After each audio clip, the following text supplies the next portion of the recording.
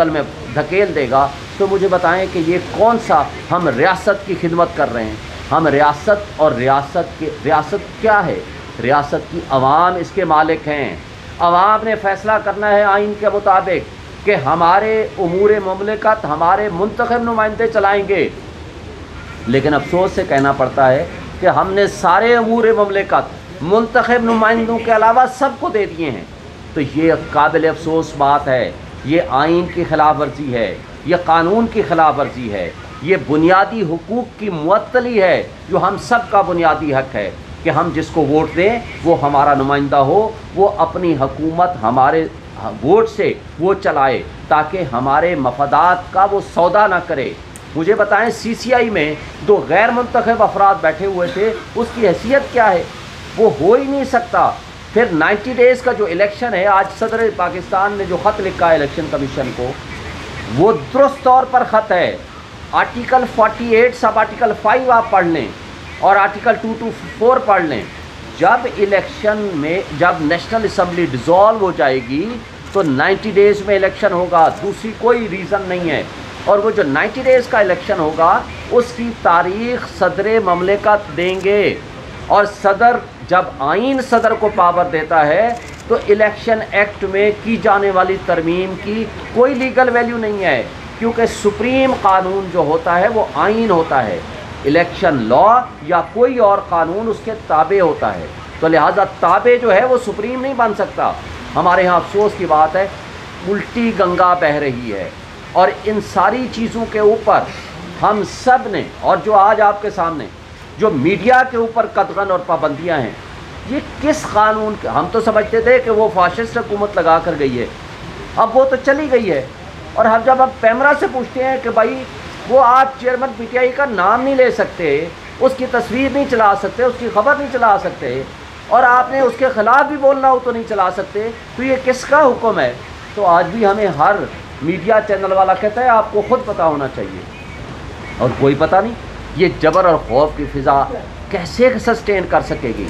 आज इमरान रियाज़ को आपने 100 दिन से ज़ायद हो गए हैं, एक इंडिपेंडेंट सहाफ़ी है, भाई आप उससे इख्तलाफ कर सकते हो, उसके नज़रियात से इख्तलाफ कर सकते हो, वो आपका हक़ है।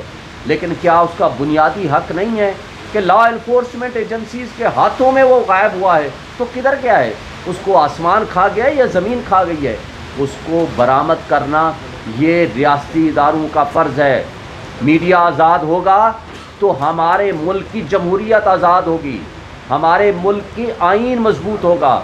अगर आज वकीलों को उठाया जा रहा है, लाहौर में कल जाकर CCPO अंडरटेकिंग देता है जब शदीद एहतजाज होता है कि जी आज के बाद हम पंजाब में वकीलों के घरों को तोड़ेंगे नहीं, छापे नहीं मारेंगे, उठा के नहीं ले जाएंगे। यार आप, हम जैसे इंडिपेंडेंट इंस्टीट्यूशन के लोग, जो आप मीडिया जो आज़ाद हैं, जो आज वकील जो आज़ाद हैं, अगर इनकी चादर और 4 दीवारी महफूज नहीं है तो मुझे बता दें, एक आम पॉलिटिकल वर्कर जिसको कल अब्बास पबी को उठा के ले गए, जब पूछा गया कौन ले गया, कहते हैं कोई पता नहीं। शाह महमूद कुरैशी ने उस दिन यहाँ आपके सामने प्रेस कॉन्फ्रेंस की, घर पहुँचा, उसको उठा लिया।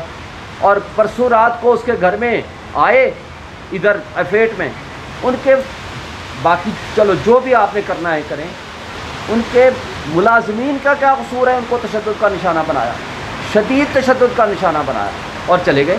पूरे घर को उलट पुलट किया, जो कुछ उठाना था, जो दिल में आया उठा चले गए। यार हमारे मुल्क में और कोई वारंट ऑफ अरेस्ट नहीं, कोई पता नहीं कौन है, किस तरह आए हैं, कैसे आए हैं। ये अगर आपके मुल्क की सूरत हाल होगी तो हमारे मुल्क में हम ये नहीं कह सकते कि रियासत इससे तरक्की करेगी।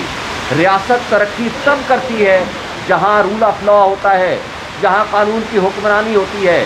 मुझे बताएं कि पाकिस्तान से बाहर बैठे हुए हमारे पाकिस्तानी भाई जिनके पास फॉरेन रिज़र्व भी मौजूद है कि वो लेके आ सकते हैं हमारे पास, वो पैसा अपना क्यों ले आकर इन्वेस्ट करेंगे जब उनको यकीन नहीं होगा कि किसी भी दिन हम उठाए जाएंगे, किसी भी दिन हम गायब कर दिए जाएंगे, कोई भी पुलिस वाला हमें उठा के ले जाएगा और कोई अदालत सुनवाई भी देगी और इंसाफ भी देगी, ज़मानत भी देगी, तो कोई गारंटी नहीं कि वो लॉ इन्फोर्समेंट एजेंसीज हमें छोड़ देंगे। तो क्या इससे मुल्क तरक्की करते हैं? नहीं करते।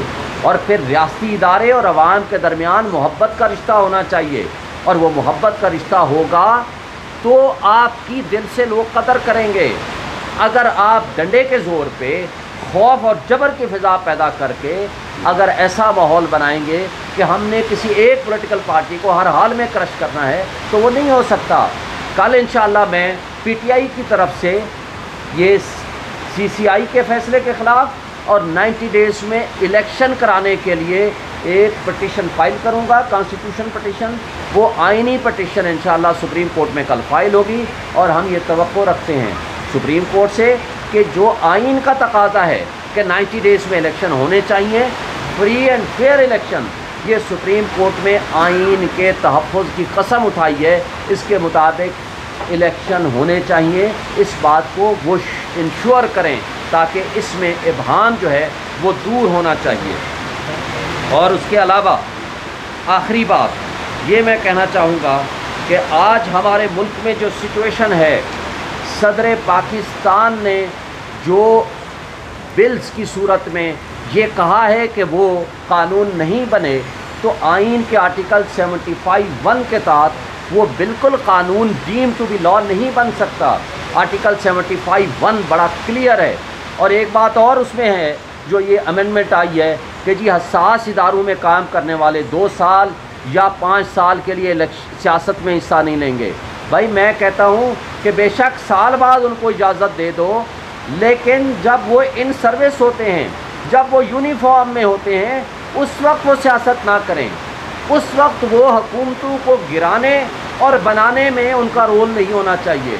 یہ زیادہ اہم ہے، اس میں یہ ترمیم کریں کہ جو ان سروس ہوگا، جس نے اوتھ اٹھایا ہے کہ وہ سیاست میں نہیں حصہ لے گا، تو اس کو چاہیے کہ اس میں یہ تبدیلی کریں کہ جو شخص بھی کسی حساس ادارے میں ہو یا کسی ادارے کا کام کرنے والا آفیشل ہو یا آفیسر ہو، وہ ان سروس سیاست میں پارٹیسپیٹ نہ کرے۔ یہ زیادہ اہم بات ہے۔ Thank you.